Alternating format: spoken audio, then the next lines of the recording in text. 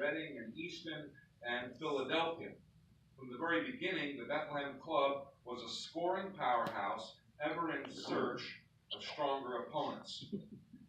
In the 1911-1912 season, Bethlehem Soccer Club joined its first formal league, the Eastern Pennsylvania League.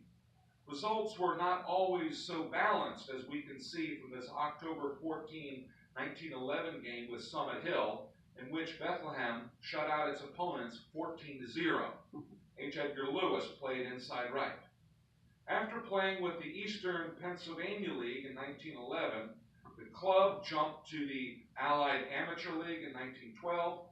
In 1914, they joined the American League of Philadelphia, and 3 years later, they joined the North American Football League. Finally, in 1921, the Bethlehem Club was one of the founding members of the first fully professional soccer league in the United States, the American Soccer League.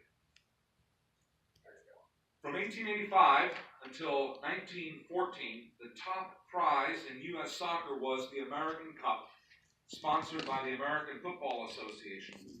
As an open cup competition, any soccer team could enter this tournament and take a shot at proving themselves the best soccer outfit in the United States. In its 1913-1914 season, the fledgling Bethlehem Soccer Club played in the Allied American Football League of Philadelphia and went undefeated in their league play. They also won the American Cup, a feat they would repeat in 1916, 1917, 1918, 1919, and 1924. They added the local Allied Amateur Cup to their silver collection, gathering up a hat trick of championships in that 1913-1914 season. 5 days a week and a half a day on Saturday, the men of the Bethlehem Soccer Club worked for the Bethlehem Steel Company. While some men had managerial jobs, others did the kind of work that came with injuries. In this 1914 photograph, we see goalkeeper Bob Skate wearing a white sweater and gloves. Standing to his left is my great-uncle, Hall of Famer Bobby Morrison. Not long after this picture was taken, the Globe of South Bethlehem reported on March 18, 1915, that Robert Scaife, one of the Bethlehem goalkeepers, suffered the loss of the tip of a finger yesterday while at work in machine shop number 4. Workplace injuries had playing field consequences.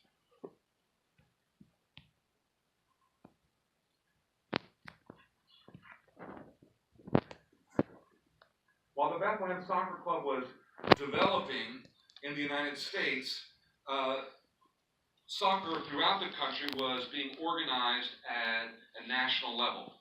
The United States Football Association was launched in 1913 at the Astor Hotel in New York City. The USFA was recognized the following year by FIFA, the international soccer governing body, as the body officially regulating soccer in the United States. The USFA sponsored its own national cup competition, a single elimination tournament open to any soccer club in the country. That tournament has had as its reward the Dewar Cup trophy, which you can see on the table in this photograph. This trophy is still played for today. The successful 1913-1914 season of the Bethlehem Soccer Club caught the attention of the Bethlehem Steel Corporation, the employer of virtually all of the team's players. Charles M. Schwab, president of the Bethlehem Steel, put up $25,000 of his own money to underwrite a competitive athletic program for his employees. The program was wide-ranging: baseball, bowling, shooting, canoeing, but clearly soccer had pride of place. A soccer-specific stadium was planned, and the company began to actively recruit professional soccer players from England and Scotland, giving them sweetheart jobs in the plant and healthy bonuses for their on-field efforts. Schwab was fast building the greatest American industrial organization, and he had his heart set on building the greatest American soccer club as well. The willingness of Americans to hire away star players from the United Kingdom caused some rancor between the nations, and at some point, FIFA was called in to investigate. The economics of soccer are peculiar. English and Scottish stars, the best players in the world at the time, played for clubs that drew upward of 50,000 fans per match. And yet, in spite of those huge crowds, UK players made more money by coming to the United States to play in front of much smaller crowds. Alec Jackson, James Jackson, Tommy Muirhead, featured here on British cigarette cards. They were soccer stars playing in the United Kingdom. All three were also then recruited to play for the Bethlehem Steel team as part of a mass migration of British talent into the Lehigh Valley. Each summer, organizers from the Bethlehem Steel team traveled to England, Scotland, Wales, and Ireland to recruit players for the American team. While there were a few American-born players on the Bethlehem team, notably Archie Stark from New Jersey, virtually the entire Bethlehem Steel Club was foreign-born. Schwab's investment in the team paid off in the 1914-1915 season. The Bethlehem Football Club played in the American League of Associated Football Clubs of Philadelphia that year. They were undefeated in their league play. But more importantly, they entered the USFA's National Cup competition, looking to bring the coveted Dewar Cup, emblematic of the championship of the United States, to the clubhouse in Bethlehem.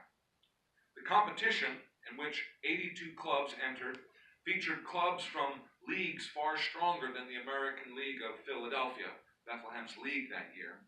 But Bethlehem systematically knocked out all of their challengers from many sections of the country.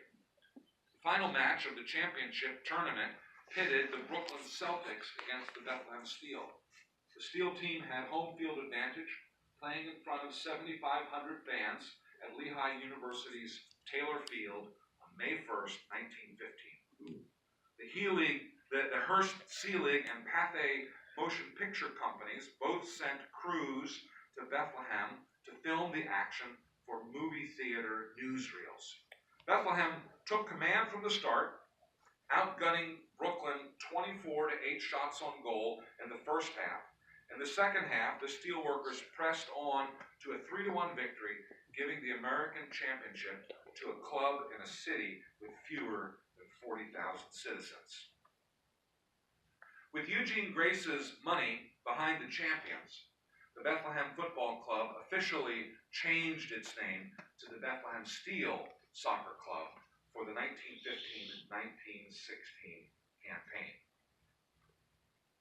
The Bethlehem Steel Soccer Club would go on to win national championship Dewar Cup a total of 5 times, 1915, 1916, 1918, 1919, 1926, a record that has not yet been broken. Now in its 105th playing, the National Challenge Cup is called the Lamar Hunt U.S. Open Cup, and it continues to draw competitors from all levels of organized soccer. Current holder of the trophy is Sporting Kansas City. As a team with national standing, the Bethlehem Steel Soccer Club needed a proper home. Their sandlot home field was sold to a real estate developer in the summer of 1915. Houses now stand on it.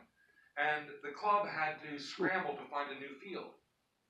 Charles Schwab fulfilled his commitment to the team by building Steel Field, the finest soccer-specific stadium in the United States at that time. The stadium was inaugurated in February 1916. The stadium stands today and is used by the Moravian College football team. It was also in 1916 that Charles Schwab promoted to Executive Vice President H. Edgar Lewis, the organizer of the Bethlehem Soccer Club. As long as Lewis was with the top level of Bethlehem Steel management, the club had a secure patron. With Bethlehem Steel money behind the club, with the best players flowing in from all sections of the United States and the United Kingdom, the Bethlehem Steel soccer team became an unbeatable juggernaut. From January 31st, 1914, until February 27, 1915, the team played a total of 41 games without a single loss. They repeated their 41-game streak from November 25, 1915 through December 23, 1916. Indeed, the greatest challenge for the Bethlehem club was monotony. The team could beat any club that it faced. No team could stand up to them. They won their league championships. They won all of the cup championships. With the leadership of H. Edgar Lewis, the Lehigh Valley became a hotbed for soccer. In 1908, only one soccer club played in the valley, the Bethlehem Soccer Club. But by 1916, a total of 14 clubs were playing in the valley. While the players of the professional Bethlehem Steel team were all from the United States or the United Kingdom, amateur clubs sprang up in the ethnic neighborhoods of South Bethlehem. Here we see the Hungarian team from 1917. There were also Portuguese, Irish, and German soccer clubs in South Bethlehem, many of which confederated later into the Lehigh Valley Amateur Soccer League. This medal from the Lehigh Valley Amateur Soccer League was won in the 1933-1934 season by Johnny Rollo, a former Bethlehem Steel player whose professional days were over. Lehigh Valley Amateur Soccer League continued active play through the 1960s.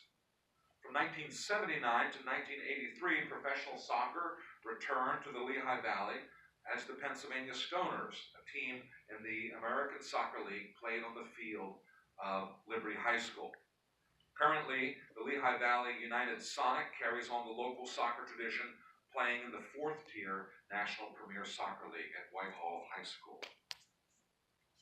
After racking up all of the American honors in the 1918-1919 season, the Bethlehem Steel players boarded an ocean liner in August 1919 and sailed to Europe, where they played a series of matches against Swedish and Danish teams. Here we see the players keeping in top shape by jumping rope on the deck of the ship. Their first European matches were in front of 50,000 fans at the massive Olympic Stadium in Stockholm, which had been built for the 1912 Olympic Games. More than 200,000 spectators came out to see the Bethlehem Steel Club during its tour. As the first American soccer team to play in Europe, the Bethlehem Steel team had a respectable showing in its series of 14 matches, winning 7, losing 2, and drawing 5. The Bethlehem team was always looking for higher caliber competition, and in 1921 they were instrumental in the formation of the first truly national, all-professional First Division Soccer League, the American Soccer League. H. Edgar Lewis, the organizer of the original Bethlehem Soccer Club, was chosen as the league's new president. This higher caliber league, in this higher caliber league, the Bethlehem Steel team began to win fewer games. Competition was more balanced, and play became more interesting. In its first season of play,